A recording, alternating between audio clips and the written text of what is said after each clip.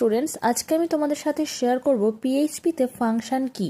Basically যে কোনো programming ল্যাঙ্গুয়েজেই function কিন্তু খুবই ইম্পর্টেন্ট একটা জিনিস। যাই হোক, পিএইচপিতে ফাংশন দুই ধরনের, একটা হচ্ছে বিল্ড ইন ফাংশন আর অন্যটি হচ্ছে ইউজার ডিফাইন্ড ফাংশন।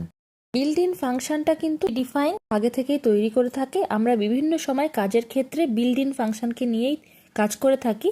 আর আজকে আমি মূলত তোমাদের সাথে আলোচনা করব ইউজার ডিফাইন্ড ফাংশন নিয়ে। ইউজার ডিফাইন্ড ফাংশন কিন্তু ইউজাররা নিজেরা তৈরি করে থাকে। তো চলো প্রথমেই দেখে নাও তার স্ট্রাকচারটা কীরকম। যেহেতু আমি পিএইচপির মধ্যে ফাংশন নিচ্ছি, সেই জন্য অবশ্যই পিএইচপি কোড শুরু শেষ করে নিতে হবে। এবং স্ট্রাকচারটা হচ্ছে ফাংশন বলে লিখতে হয়, তারপর একটা ফাংশনের নেম দিতে হয় এবং তারপরে একটা প্যারেনথেসিস শুরু এবং শেষ থাকে। তারপর প্যারেনথেসিস শুরু শেষের পরে একটা কার্লি ব্র্যাকেট শুরু করতে হয় এবং তারপরে গিয়ে লাস্টে ফিনিশ করতে হয়। এই কার্লি ব্র্যাকেটটার মধ্যেই কিন্তু আমাদেরকে বলে দিতে হয় যে ফাংশনের মধ্যে আমরা কি কাজ করতে চলেছি। চলো তোমাদেরকে একটা এক্সাম্পলের মাধ্যমে দেখানো যাক। ধরো আমি একটা ফাংশন নিচ্ছি যার নাম দিচ্ছি ইনফো, এবং আমি তারপরে এই সেকেন্ড ব্র্যাকেটের মধ্যে আমি একটা ফাংশনকে লিখতে চাইছি, লাইক ইকো করতে চাইছি, thanks for watching my videos.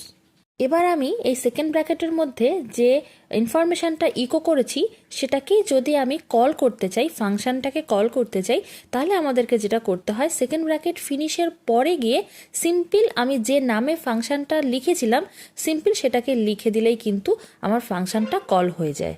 আর যখন আমার এই ফাংশনটা কল করা হয়ে যায় তারপরেই কিন্তু আমি ফাংশনের মধ্যে যে ইনফরমেশানটা লিখেছি সেটাই কিন্তু আমার এক্সিকিউশনে দেখাবে, মানে আমার ব্রাউজার পেজে সেটাই কিন্তু শো। যাই হোক, এবার দেখো স্টুডেন্টস, আমি একটা কাজ করেছি। এখানে আমি যে ফাংশনটা নিয়েছি তারপরে একটা প্যারেনথেসিস শুরু শেষ আছে, মানে একটা ব্র্যাকেট নেওয়া আছে, সেটাই কিন্তু আমি নিচেও দিয়েছি ফাংশনকে কল করার সময়। এই যে প্যারেনথেসিস শুরু শেষ মানে ফার্স্ট ব্র্যাকেট শুরু শেষ রয়েছে, এটার কাজ কি? এর মাধ্যমে আমরা কোনো আর্গুমেন্টকে পাস করতে পারি। আর্গুমেন্টকে পাস করার বিষয়টি কি সেটা চলো একবার দেখানো যাক। ধরো আমি এখানে ফাংশনের নামটা একটু চেঞ্জ করলাম, লিখলাম সাম, আর আমি এখানে ইকো করছি লাইক 2+2। তাহলে আমার এখানে মানে যখন আমি ফাংশনটা কল করছি, নতুন আবার চেঞ্জ করলাম সাম দিয়ে। চলো এবার আউটপুট সেকশনে চেক করবো। এই দেখো ব্রাউজার পেজে কিন্তু আমার যোগফলটা দিয়ে দিয়েছে যে 4। যদি আমরা এখানে যে ইনফরমেশনটা আমি বলে দিয়েছি ইকো 2+2, সেটা যদি আমি না বলি, আমি ডিরেক্ট যদি ফাংশনের মধ্যে সেটাকে কল করতে চাই বা ফাংশনের মধ্যে আমাকে সেই ভ্যালুটাকে দিয়ে আমি আউটপুটকে দেখতে চাই, তবে কিন্তু আমাকে ব্যবহার করতে হবে এই যে ফার্স্ট ব্র্যাকেট শুরু শেষ, এর মধ্যেই কিন্তু আমাকে এই ভ্যালুটাকে লিখতে হবে। ফাংশনের মধ্যে কিন্তু আমরা একাধিক আর্গুমেন্টসকে পাস করতে পারি। তো চলো সেটাকেও একটা এক্সাম্পলের মাধ্যমে দেখানো যাক। ধরো আমি এই যে সামের পরে যে প্যারান্থেসিস শুরু শেষ ছিল সেখানে একটা ভ্যারিয়েবল কল করলাম লাইক $num1 আর $num2 নামে।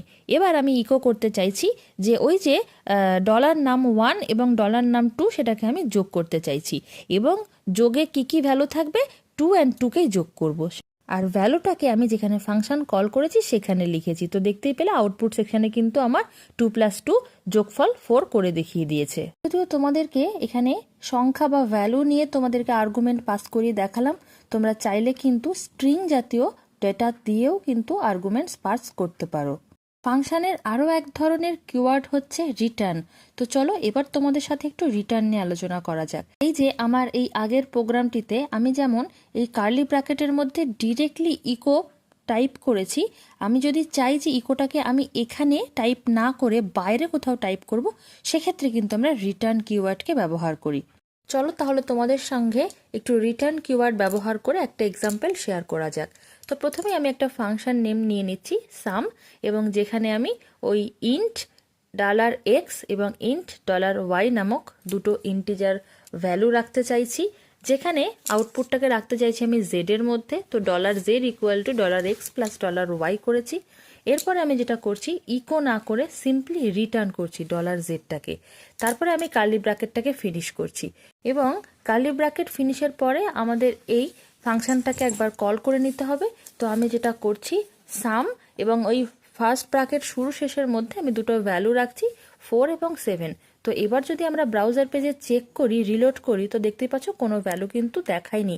কেন দেখায়নি? কারণ এখানে আমরা কোনো কিছু ইকো করিনি। আমরা যে ম্যাথটা করতে চাইছি, সামেশনটা করতে চাইছি, সেটা আগেই আমরা রিটার্ন করে দিয়েছিলাম। এবার যখন আমি ইকো টাইপ করলাম, দেখো এবার কিন্তু আমার আউটপুট সেকশানে ভ্যালুটাকে দেখিয়ে দিচ্ছে। তো এটাই হচ্ছে রিটার্ন কিওয়ার্ডের কাজ পিএইচপির ফাংশানে। অনেক সময়তেই প্রোগ্রামের ভিতরে ফাংশনের মধ্যে আমাদের ইকো করার প্রয়োজন পড়ে না, তো সেই কারণে আমরা কিন্তু রিটার্ন কিওয়ার্ডকে ব্যবহার করি। যেটা হয় কি, আমাদের পরবর্তীতে হয়তো কখনো আউটপুট দেখার জন্য ইকো করতে হয়, যেটা ফাংশন থেকে বাইরে বেরিয়ে এসে করতে হয়। তো সেই জন্য আমরা রিটার্ন কিওয়ার্ডকে ব্যবহার করে থাকি। আমি আশা করছি যে আমার এই ভিডিওটি তোমাদের অনেক ভালো লেগেছে। যদি ভালো লাগে তাহলে লাইক, কমেন্ট, শেয়ার এবং চ্যানেলকে সাবস্ক্রাইব করে তার পাশে থাকা বেল নোটিফিকেশানকে প্রেস করে আমার সাথে থেকো। দেখা হচ্ছে নতুন কোনো ভিডিও নিয়ে খুব শীঘ্রই।